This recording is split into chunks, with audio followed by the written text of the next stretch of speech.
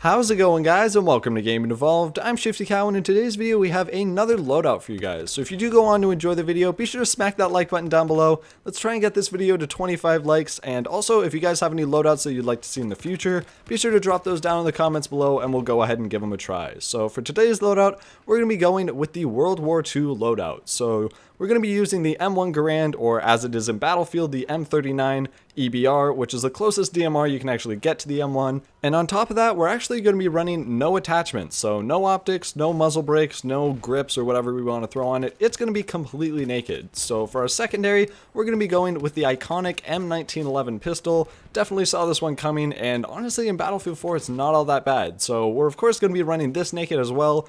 And finally, probably one of the biggest challenges about this loadout, we're not going to be running with any gadgets whatsoever. So no medbag, no defibrillator, grenade launcher. Instead, we're just going to be running with our primary, secondary, the M67 grenade, and of course a bayonet. So overall, this is a really interesting loadout. Definitely not the most practical if you're going for that try-hard role, but honestly it's really fun just to use it because it honestly feels completely different than anything else in Battlefield 4. So let's start things off with the M39, and I have to say, I'm not the biggest fan of DMRs, so I'm not really sure what it is, but it's something to do with just semi-auto weapons. I really don't enjoy using them. A lot of people enjoy them because they have some really nice range and accuracy, and they don't want to switch over to the recon class, so that way they can run with like an RPG and still have some really nice range with a DMR. But personally, I just don't like that playstyle. I really like to get very close to the action, close the gap, and just shred people with like an MPX. That's just kind of me, and I really enjoy playing that way, but it was kind of fun to get a different playstyle. So for a lot of this, you had to play at medium range. You weren't really on top of the objective, you were kind of supporting it,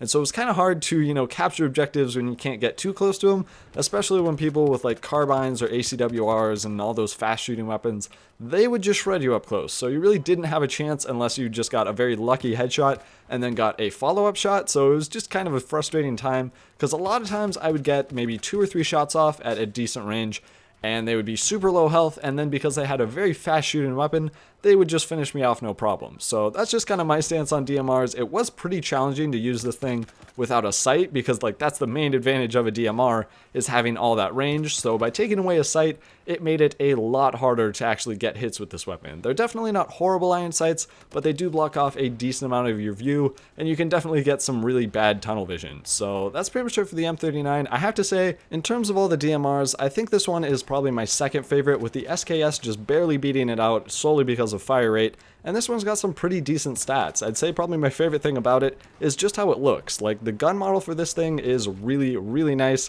And considering this is like the only other DMR I've used other than the SKS, I'm going to place it at second place. So really fun to use and awesome. But moving on to the M1911, I admittedly didn't get to use this thing all that much because you guys know I really don't switch over to my secondary all that much.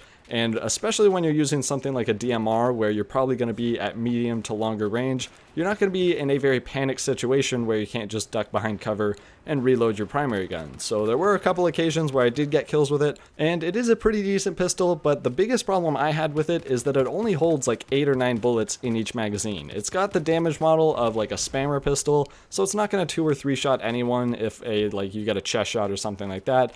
I think the only thing that it does have going for it is it's really, really accurate, but for me, I don't really care too much about pistol accuracy because most of the time when I'm using a pistol, it's in a very panicked situation, and I have to either spam it very quickly or just be accurate with something like a Deagle or a 44, and that way I can down them quickly. So probably my least favorite pistol, but I haven't really gotten to use all of them, so I wouldn't say this is the worst pistol, but it's definitely not my favorite just because it's only got 8 bullets. So moving on to the gadgets, I didn't have to use any gadgets, so it was a lot easier to talk about, but it was kind of a challenge getting used to not having any gadgets. So I didn't have a med bag or an ammo crate or an RPG or anything helpful, and it definitely put me at a huge disadvantage in terms of helping my team. I couldn't revive teammates, couldn't get those extra points, and really it was just kind of a limiting thing. There's no advantage of not running with gadgets, and I don't think there really should be. You should always be running with something, so that way you can help out your teammates. But that's pretty much it for the gadgets. A couple of times I still finished in first place solely because I played the objective and my team really wasn't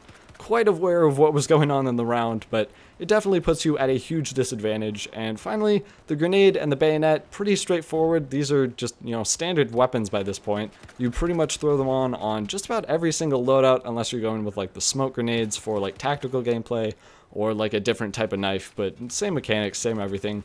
and I have to say this loadout was actually really fun to try. It definitely put you in a totally different feel for the normal Battlefield game, and although it is very frustrating if you haven't used DMRs and you're just trying to get used to like coming from an AEK to an M39, it's a huge change. But I have to say, if you are willing to be patient with it and just kind of play around and not push objectives too aggressively, this is a lot of fun and I would highly recommend it. So that's pretty much it for this video, guys. Hopefully you guys did enjoy. If you did, be sure to drop a like and leave any suggestions you have for future loadouts down in the comments below. But that's pretty much it for this video. So until next time, guys, stay battery.